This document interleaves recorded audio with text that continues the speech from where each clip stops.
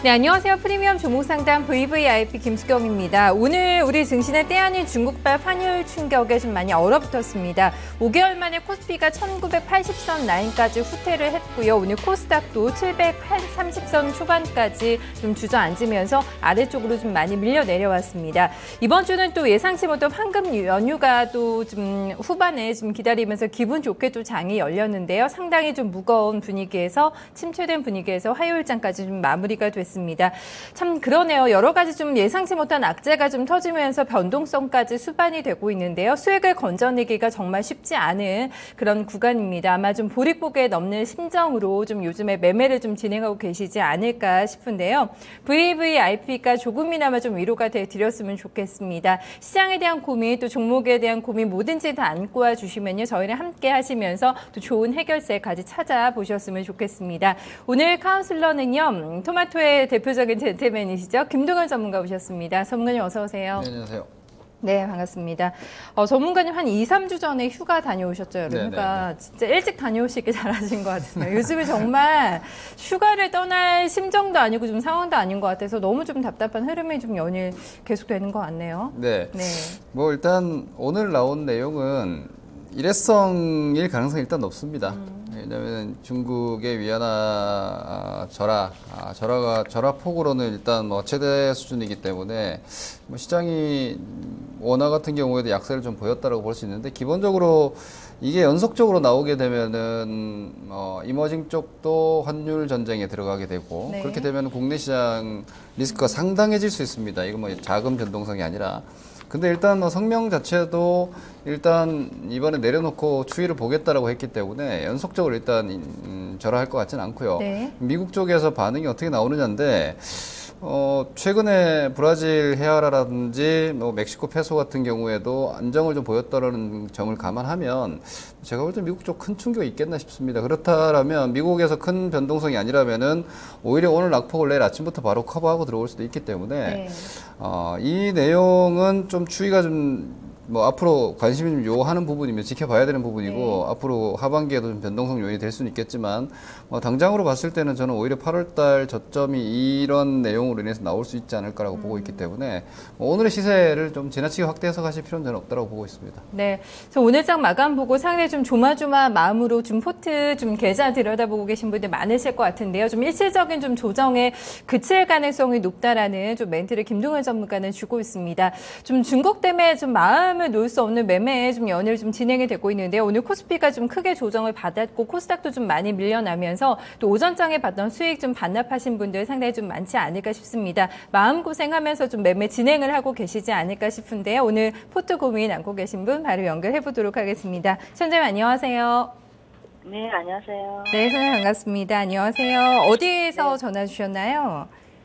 여기 동대문이에요. 동대문에 가까운 데 사시네요. 네, 오늘 매매하기 힘드셨죠? 어떠셨어요?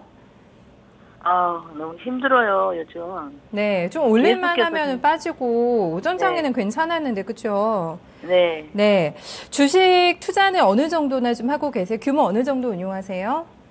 한 1억 되는 것 같은데요. 1억 정도 하시고 좀 많이 하셨네요. 주식 투자하신 지 기간 좀 오래되셨어요? 한 7년 됐어요. 7년 정도. 글쎄요, 7년 정도 되셨으면 여러 가지 좀 풍파도 많이 겪으셨을 것 같아요. 매매하시면서. 네, 요즘에도 좀 힘든 시기에 속하실 것 같은데 좀 어떠실까요? 더 어려운 것 같아요. 많이 어려우세요. 그동안의 좀 경험을 비춰봐서도 좀 어려운 구간이라고 생각하시면서 매매하시는 것 같아요. 어떤 좀 투자 스타일 가지고 계실까요? 저는 좀 많이 참고 기다리는 그런 매매를 했던 것 같아요. 일단 참을성은 있게 좀 매매를 하는 것 같다라고 좀 평가를 하시나 봐요. 그래서 기다리면 좀 수익을 많이 보시나요? 종목들 매매하시면? 증권주를 많이 했는데요. 네. 처음에 대우증권 100주 이렇게 시작해갖고 네. 4,000주까지 만들었거든요.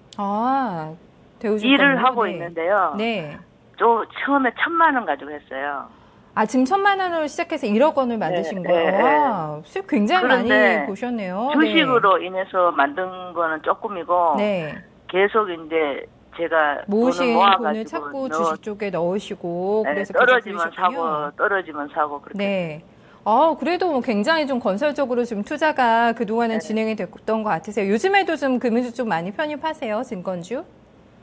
시세가 별로 안 나서. 네. 비율이 증권주가 제일 많은 것 같아요. 여전히 제일 많이 좀 투자하고 계시고요. 단기 종목은 매매 거의 안 하시나 봐요. 그냥 들고 조금 기다리는 매매 좀 많이 하시는 것 같네요. 매매는 거의 잘 안 해요. 안 하시고. 글쎄 요즘 같은 상황에서는 또 워낙에 좀 시세 변동성이 커서 글쎄요 좀 든든하게 수익을 내려면 좀 쉽지는 않으실 것 같은데 일단 금융주 또 증권주 집중해서 좀 중장기를 보유하는 스타일로 좀 가져가시는다. 저렇게 이해를 해보면 되겠네요. 네, 알겠습니다. 가장 좀 요즘에 그럼 매매하시면서 고민되시는 부분은 어떤 부분이실까요? 근데 그 삼성중공업 싸다 싶어서 들어갔는데 계속 떨어지더라고요. 싼 거 같아서 또 들어가면은 반등이 쉽게 안 나오는 경우가 요즘에 워낙에 많아요. 종목들이 특히 대형주 같은 경우에는 좀 그런 경우가 많아서 좀 당황하고 계시지 않나 싶네요. 일단 전문가님 들어보니까 굉장히 뭐 중장기적으로 끌고 가는 매매를 한다. 그래서 종목만 잘 잡으면은 뭐 일도 하고 계시다고 하니까요. 뭐 자주 매매를 하실 수는 없는 좀 환경이지 않을까 싶어서 일단 좀 여건에 맞는 투자는 지금 잡으신 것 같아요. 중장기로. 좋은 종목을 잡아서 증권주 쪽에도 많이 투자를 한다고 하니까 그게 조금 좀 힘드시지 않을까 싶네요. 어떻게 보세요? 제가 매수가만 보고 최근 매매인 줄 알았는데 이거 혹시 7년간 보유하고 계신 건가요? 아니 대우증권은 처음에 100주 이렇게 사갖고 언제 처음 사셨나요? 7년 전이니까요. 그죠? 그래 사갖고 4,000주를 만들어가지고요. 또 증자도 받았고요. 그래가지고 그게 18,000원, 얼마 전에 17,000원, 16,000원대 3,000주 팔고 1,000주만 갖고, 2,000주 갖고 있구나. 2,000주 갖고 있고요. 본의 아닌 장투가 되셨네요, 그죠? 매수하셨을 때가. 어쩔 수 없이 떨어지니까 계속 산 거죠. 그러세요? 제가 가격을 보고 최근에 매매라고 생각을 했었네요. 평균 단가가 그렇게 됐어요. 네네네. 일단, 제가 말씀드리고 싶은 내용은 앞에 저희가 가격을 보고 나면 매매 성향이 대략 보이는데 평균 단가를 보고는 제가 올해 정도 매매라고 생각을 했는데 예측 매매를 하시는구나라고 제가 예상을 했는데 그 예측 매매가 아니시네요. 네, 장기간 갖고 온 거예요. 이거를 제가 먼저 말씀을 드릴게요. 다행히 그 대단한 뚝심으로 손실을 축소하시고 결과적으로 시간은 많이 걸렸어도 주력 포트가 손익분기권 정도까지 도달한 거는 결과론적으로는 시간 가치고 뭐고 다 떠나서 내 원금에 대한 보전을 잘 하신 건데 지금처럼 매매를 계속 하시면 안 돼요. 그럼 앞으로도 안 될 것 같아요. 이제. 네, 그렇게 하시면 안 됩니다. 이게 기본적으로 가장 잘못되어 있는 거는요. 1차 매수를 가볍게 하신 건 잘하신 건데요. 그러니까 처음에 주식을 제일 처음 1,000만 원 사셨다 그러셨죠? 대우증권을. 대우증권을 1,000만 원을 사셨는데 이게 손실이 나다 보니까 비중이 점점 늘어나서 주력 포트가 된 거고 지금 자산 대비해서 3,000만 원 이렇게 이상 이렇게 들어가신 거죠. 이게 전형적으로 매매 전략적으로 봤을 때는 좋지 않은 방법입니다. 그러니까 이렇게 앞으로는 처음 살 때 주식을 가볍게 사는 건 좋은 방법이에요. 처음에 왜냐면 주식은요. 방송에서 누가 얘기하든 아니면 우리 시청자님들께서 보고 좋아 보이든 간에 절대적일 수는 없어요. 올라갈 것 같다가도 안 올라가는 주식이 있고 당장 올라갈 것 같다가도 시간이 걸리는 주식이 있고 그런데 싸게 사든 아니면 강한 자리에서 쫓아와서 매매를 하시든 간에 수익을 추구하기 위해서 1차적으로는 매수 가볍게 하는 건 당연한 겁니다. 그건 아주 좋은 방법인데 근데 두 번째부터가 잘못된 거예요. 예상이 적중했을 때 추가를 하는 겁니다. 매수를 예를 들어서 제일 1차 매수 한 3만 원대 정도 하셨나요?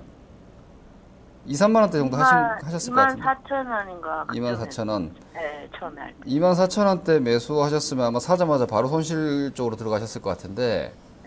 그러면 절대로 더 사는 게 아니에요. 저 같은 경우에 개인 투자자분들께 좀 권해드리는 게 매수를 할 때부터 이 주식이 내가 완전히 틀리는 자리를 찾아라고 말씀드리거든요. 그러니까 보통 손절 매도라고 이걸 보통 얘기할 수 있습니다.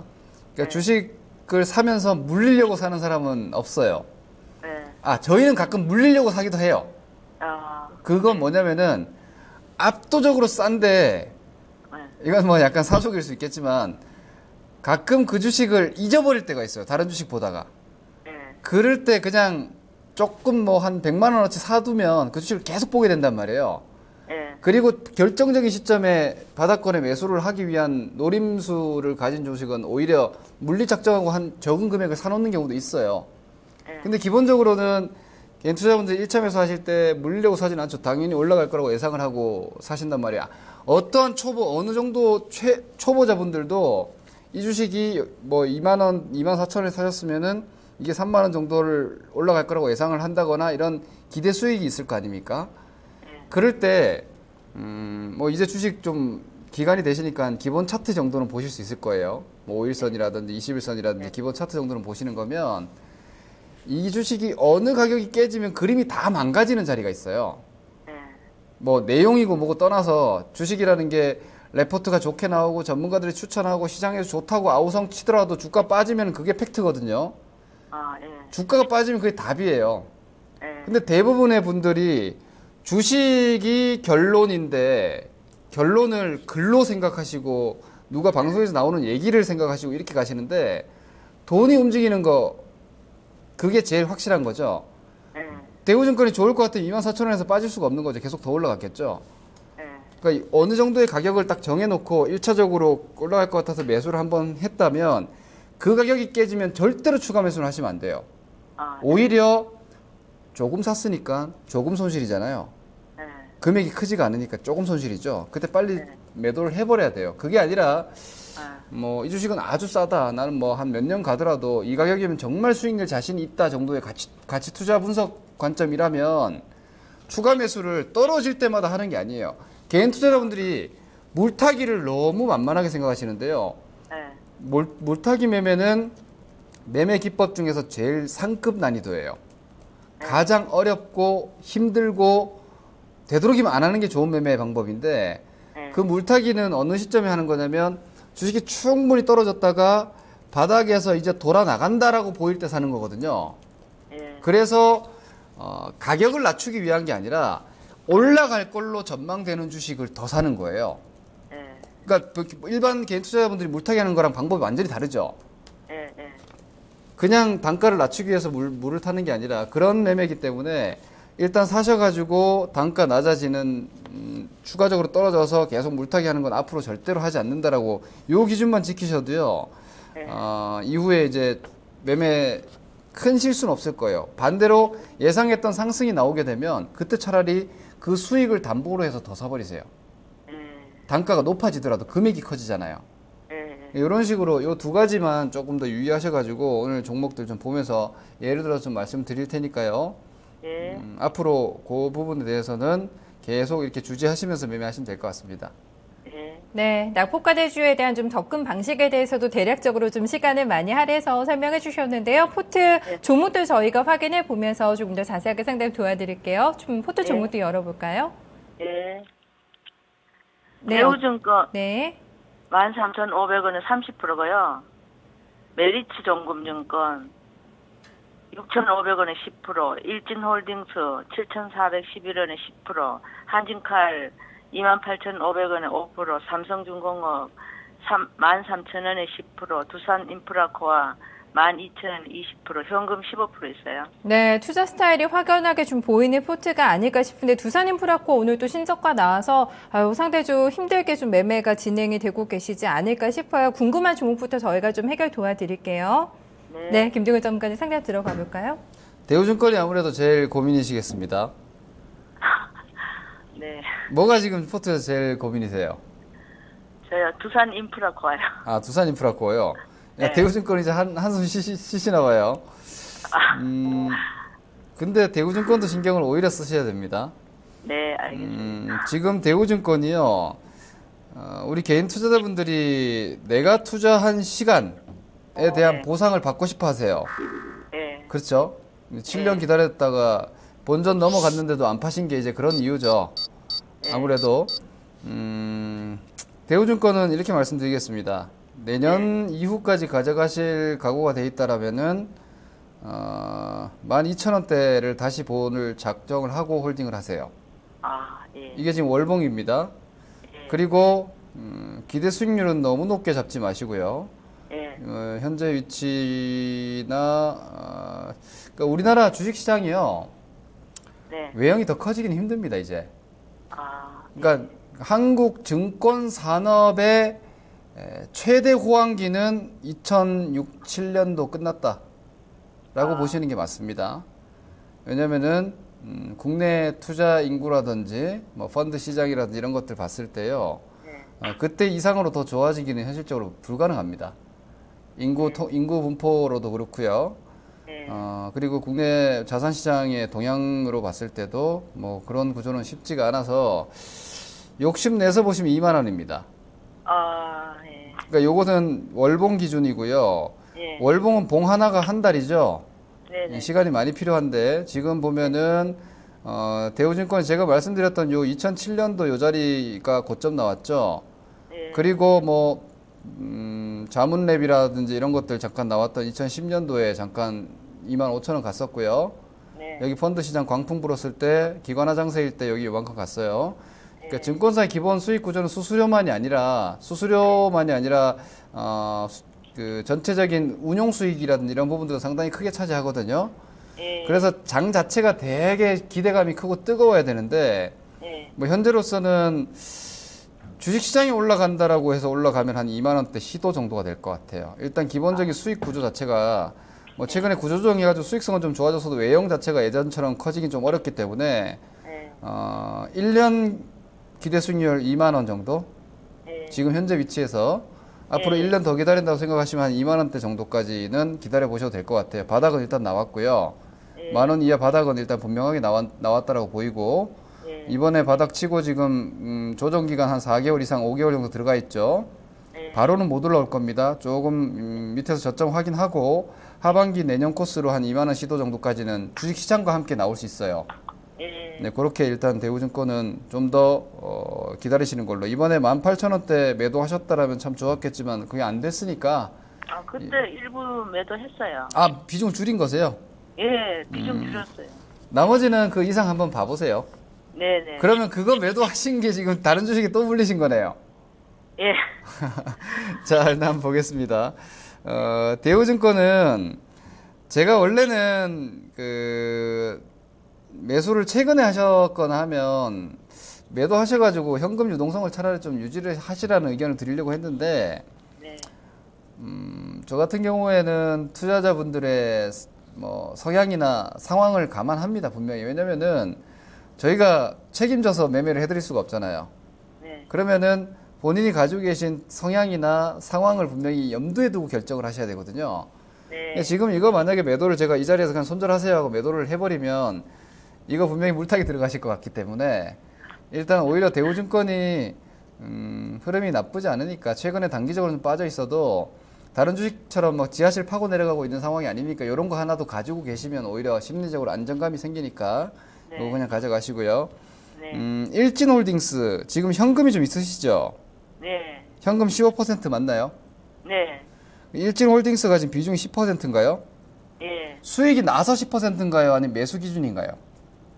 저 수익이 이거보다가 한 30% 갖고 있었는데요. 20%는 수익하고 지금 남은 게 10%예요. 얼마에 파셨어요?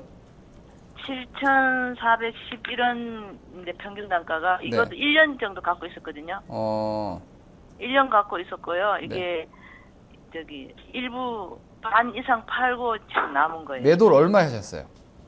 매도는 저번에 막 흔들 때 네. 1,300원에 매도했어요. 1,300원이요. 예. 이 주식을요. 예. 11,000원 깨지지 않으면 이거 더 사세요. 아, 예. 근데 쉽지 않으실 것 같아요. 이제 10,000원대 팔았는데 이걸 더 비싸게 다시 산다. 이건 사실 좀 쉽지 않은 결정인데. 아니에요. 진짜 그날 제가 살라 그랬거든요. 네. 예, 그날 살라 그랬는데 보통 조정을 하면 한 이틀, 3일은 하더라고요. 네. 그래서 제가 그거를 아이고. 더 못 산 게 참 소탐 대실 하셨네요. 단기 매도했다가 다시 살려고 하신 건데, 그죠? 네네. 1년 기다렸다가 이제 출발하는 주식을 단타 치려고 하다가 물량 지금 약간 놓치신 케이스인데, 예. 일진홀딩스는 제가 볼 때는 시가총액 1조 대 들어갈 가능성이 아주 높다고 봅니다. 네. 지금 시가총액 6,700억이거든요. 네. 현재로서는 저는 바이오제약 탑픽이라고 봅니다. 이 종목이. 네. 지금 바이오제약이 뭐 한미약품이니 뭐 메디톡스니 이런 것들 이미 해먹은 주식들 가지고 개인 투자자분들이 많이 기대를 가지고 있는데 네. 지금 바이오 쪽에서 제가 종목을 한두 개를 딱 찍으면 일진홀딩스가 반드시 들어갑니다. 삼성 메디슨 들어보셨죠? 네. 삼성 메디슨이 하고 있는 주력 사업이 초음파 진단기입니다. 네. 일진홀딩스 자회사의 의료기기 업체가 하고 있는 것도 초음파 진단기인데요. 네. 그 시장 평가액으로 봤을 때 시가총액 한 60% 정도, 현재 시가총액 한 60% 이상을 그 자회사의 평가이익만 가지고도 커버가 돼요. 그리고 이 초음파 치료 시장 같은 경우는 앞으로 장기적으로 훨씬 더 커질 시장이기 때문에 일진홀딩스 주가 완전 레벨업이라고 보고 있습니다. 이 완전 레벨업이라는 기준을 일단 10,000원 이상으로 완전한 안착이라고 저는 보고 있기 때문에 한 11,000원대 정도를 하단이라고 잡고요. 혹시라도 이번 조정으로 주가가 한 12,000원대 이하나 이 정도 들어오거나 12,000원대 초반 정도 들어오면 저는 추가 매수해도 된다고 봅니다. 이 주식을 그 뚝심을 가지고 조금 더 가져가 보세요. 그럼 목표가는 어느 정도? 제가 아까 그 시가총액 1조 원 이상을 예상할 수 있을 거라고 말씀드렸죠. 지금 시가총액이 한 7천억, 6,700억 정도 되거든요. 현재 시점에서 한 50% 정도의 추가 상승 여력이 있지 않을까라고 보기 때문에 한 2만 원대 정도까지는 진입하지 않을까라고 저는 예상하고 있어요. 그리고 주가 움직임이 월봉이나 이런 구조를 보면은요, 1년 동안 8,000원 이하에서 그림 만들어 놓고 2달째 지금 완전 랠리 들어왔는데, 뭐 10,000원 이상에서 조금 흔들 수는 있습니다. 근데 어차피 제가 보니까 기다리는 건 아주 잘하시니까. 잘해요. 그건 어설프게 밑으로 지금 내려가는 걸 물 타면서 기다리지 마시고, 요 주식 저가 매수해서 한번 추가적으로 가보시면은 다른 종목들 손실들을 많이 이 종목이 상쇄해 줄 겁니다. 이렇게 예상되니까 이 종목 계속 좀 보시고요. 한진칼은 비중이 5%가 맞으신가요? 이건 얼마나 되셨어요? 그것도 그것도 또 그게 증자 받아가지고요. 증자 받았고 그다음에 대한항공을 갖고 있었는데 한진칼을 또 주더라고요. 몇 프로. 그래서 제가 한진칼로 갔거든요. 대한항공을. 이거 5% 맞으시죠? 팔았어요. 팔고 지금 남은 게 5% 있어요. 5%, 남은 게 5%? 요거는요, 이거는 제가 볼 때는, 그러니까 종목 투자 의견이랑 포트폴리오 의견이랑은 조금 다르거든요. 제가 한진칼 종목을 진단을 하면 지금 매도 의견은 아니에요. 오히려 매도 의견은 아니고, 종목 자체로 보면 한 29,000원 깨지 않은 보유가 맞고요. 오히려 33,000원 넘어가면 조금 더 사봐도 될 만큼 괜찮은 중기적 흐름을 가지고 있는 종목인데, 뭐 우량한 종목이고, 오히려 항공 운송 쪽에서는 아주 탑픽권에 있는 종목이라고 볼 수 있는데, 근데 우리 시청자님의 경우에는 5%면요, 이거 굳이 가지고 있을 필요가 없어요. 그리고 두산인프라 살려야죠. 살려야 돼요. 그죠? 두산인프라 20% 비중으로 지금. 두산인프라는 한 2년 갖고 있었어요. 2년 가지고 계셨어요. 그럼 더 기다리세요. 오히려 이렇게 하세요. 제가 이거는 우리 시청자님은 딱 전형적인 포트폴리오 진단으로 말씀드릴 수 있는 케이스라서 다행인데, 요 한진칼을 아까 제가 지금 기존에 현금 가지고 계신 15%는 일진홀딩스에 활용하시고요. 일진홀딩스는 이제 포트폴리오에 달리는 말 하나 가져가는 거예요. 나머지 달리는 게 하나도 없으니까. 맞아요. 그 위안을 삼을 게 있어야 된단 말이에요. 맞아요. 다 물려 있을 때 그 꿀꿀함은 사실 개인 투자자분들을 계속 힘들게 만들거든요. 기다려도 되는 주식을 내 멘탈 때문에 털려버릴 수도 있어요. 힘들다가 갑자기 뉴스 타이틀 한 줄 딱 보고 겁나가지고 다 던져버리는 그런 분들 많거든요. 오히려 괜찮은 주식, 앞으로 꿈꾸고 할 수 있는 주식 하나 가져가시고, 일진홀딩스로. 그 대상으로는 일진홀딩스 아주 좋습니다. 그렇게 보시고, 한진칼 이 5% 정도, 이 계좌에서 어떤 역할도 안 해요, 지금. 요거 그냥 매도, 수익이니까 어차피. 조금이라도 수익이시니까 매도하시고, 두산인프라코어가 지금 손실이 대단히 크시죠?